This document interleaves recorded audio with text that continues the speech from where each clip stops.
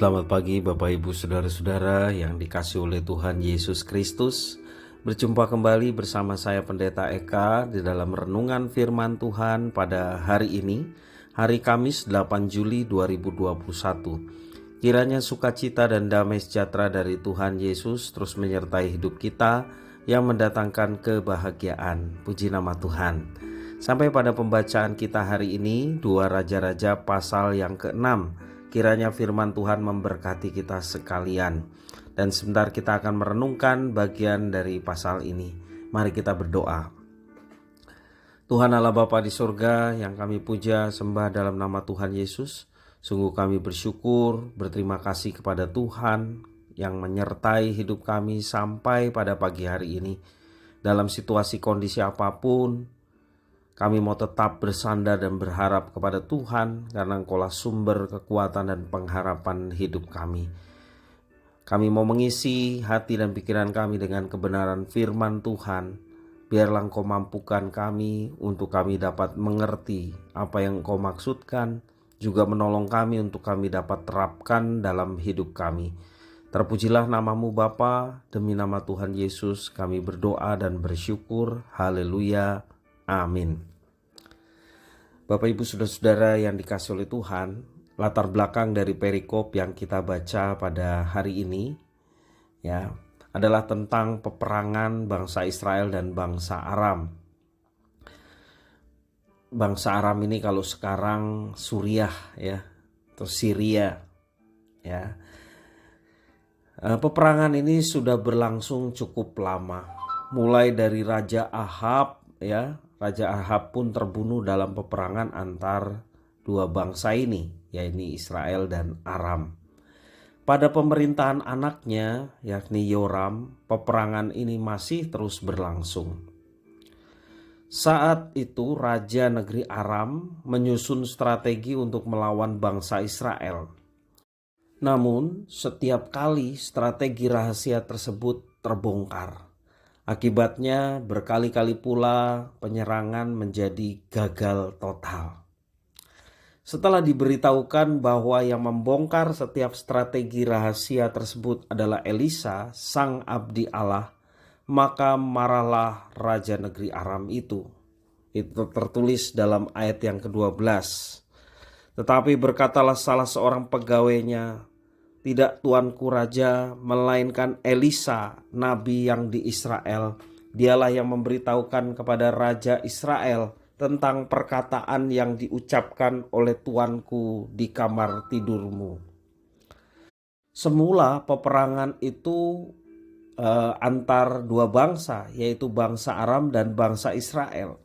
Tetapi kemudian berubah menjadi bangsa Aram melawan Elisa sendiri. Elisa menjadi satu-satunya sasaran tembak dari bangsa Aram. Hanya untuk melawan satu orang, Raja negeri Aram mengirim kuda serta kereta dan tentara yang begitu besar. Inilah konsekuensi dari sebuah pelayanan yang dihadapi oleh Nabi Allah Elisa. Bapak Ibu Saudara-saudara yang dikasihi oleh Tuhan, saat tentara yang sangat besar itu mengepung kota Dotan, tempat Elisa tinggal, bujang Elisa merasa ketakutan. Itu tertulis dalam ayat 13 sampai yang ke-15. Demikian firman Tuhan. Berkatalah raja, "Pergilah melihat di mana dia, supaya aku menyuruh orang menangkap dia, lalu diberitahukanlah kepadanya, dia ada di Dotan." Maka dikirimnyalah ke sana kuda serta kereta dan tentara yang besar. Sampailah mereka pada waktu malam, lalu mengepung kota itu. Ketika pelayan abdi Allah bangun pagi-pagi dan pergi keluar, maka tampaklah suatu tentara dengan kuda dan kereta ada di sekeliling kota itu. Lalu berkatalah bujangnya itu kepadanya, "Celaka tuanku, apakah yang akan kita perbuat?" Bujang Elisa menghadap Elisa dan berkata, "Celaka tuanku, apakah yang kita akan perbuat?"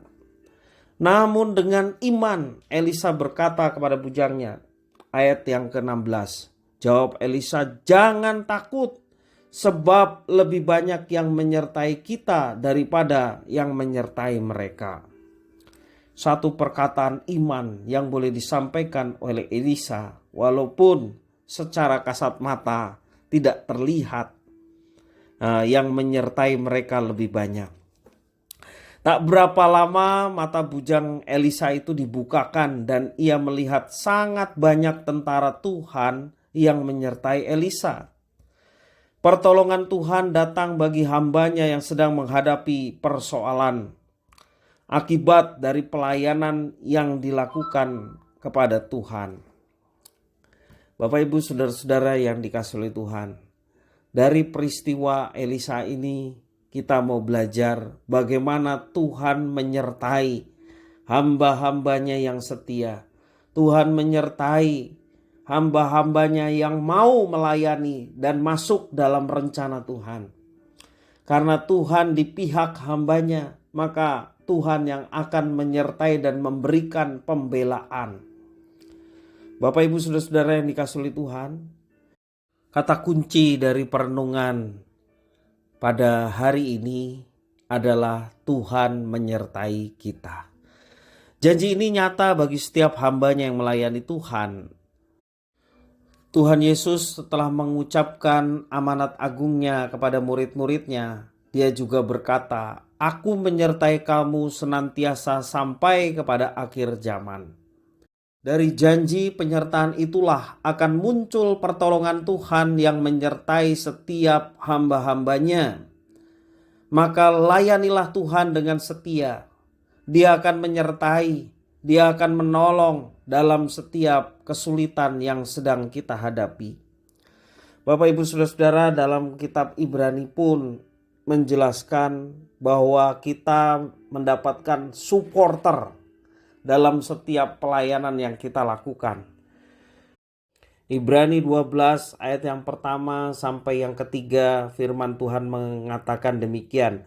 Karena kita mempunyai banyak saksi bagaikan awan yang mengelilingi kita, marilah kita menanggalkan semua beban dan dosa yang begitu merintangi kita, dan berlomba dengan tekun dalam perlombaan yang diwajibkan bagi kita. Marilah kita melakukannya dengan mata yang tertuju kepada Yesus yang memimpin kita dalam iman dan yang membawa iman kita itu kepada kesempurnaan. Yang dengan mengabaikan kehinaan tekun memikul salib ganti sukacita yang disediakan bagi Dia yang sekarang duduk di sebelah kanan tahta Allah. Ingatlah selalu akan Dia yang tekun menanggung bantahan yang sehebat itu terhadap dirinya dari pihak orang-orang berdosa, supaya jangan kamu menjadi lemah dan putus asa. Dalam setiap tantangan pelayanan kita, dikatakan firman, kita mempunyai banyak saksi bagaikan awan yang mengelilingi kita.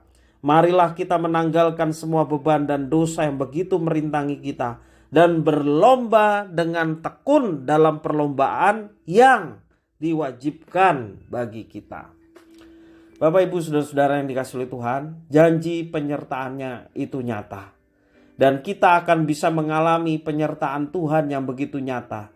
Bahkan mujizatnya akan nyata dalam kehidupan kita. Kuncinya bagi kita mau merespon rencananya, yaitu mau terlibat, melibatkan diri dalam rencananya.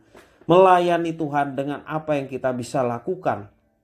Menjadi berkat bagi sesama, memancarkan terang Kristus, memiliki faedah, manfaat bagi dunia ini. Itulah yang kita mau lakukan dan itulah rencana Tuhan memilih kita. Dan alamilah pertolongan Tuhan yang nyata dalam setiap pelayanan kita. Biarlah firman Tuhan ini boleh menjadi berkat bagi kita sekalian. Mari kita berdoa. Tuhan Allah Bapa di surga, terima kasih atas firman Tuhan hari ini. Kami mau biarlah Engkau memampukan kami untuk senantiasa hidup taat, hidup sesuai dengan rencana Tuhan. Karena kami tahu Tuhan bahwa Engkau menyertai kami. Kalau Tuhan menyertai Elisa, bahkan ada tentara Allah yang membela Elisa. Kami sungguh bersyukur bahwa kami juga memiliki banyak saksi bagaikan awan yang mengelilingi kami. Karena itu Tuhan, dalam setiap pelayanan yang kami mau lakukan, kami mau sungguh-sungguh di hadapan Tuhan dan boleh mengalami penyertaan dan pertolongan Tuhan yang nyata dalam kehidupan kami. Terima kasih Bapa atas firman Tuhan, mampukan kami untuk melaksanakannya. Demi nama Tuhan Yesus kami berdoa dan bersyukur. Haleluya. Amin.